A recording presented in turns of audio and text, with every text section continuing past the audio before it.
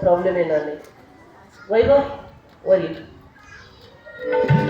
विनंती करेल की त्यांनी स्टेजवरती यावे.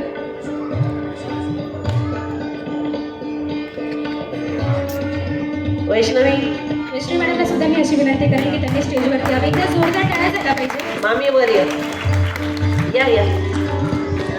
आपल्या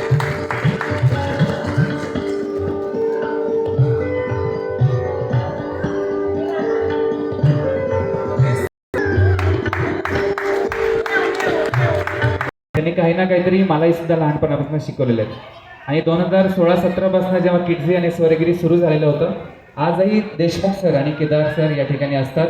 मग भले ते दीप प्रज्वलन असेल किंवा बक्षीस समारंभ असेल किंवा एखाद्या अल्बमचं शूटिंग असेल, पाया पडल्याशिवाय हा कार्यक्रम पुढे जाऊ शकत नाही. त्याच्यामुळेच आपण दीप प्रज्वलन आणि हे सरस्वतीचं पूजन थांबवलेलं होतं. मग गुरु काय आणि सरस्वती काय इज इक्वल टू. ठीक आहे. या ठिकाणी पुनश्च एकदा मी सगळ्यांचं स्वागत करतो.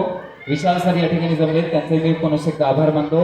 कोथळीकर सर, कोथळीकर आजी आणि आमच्या नेहमीच्या हक्काच्या रुपाली मॅडम.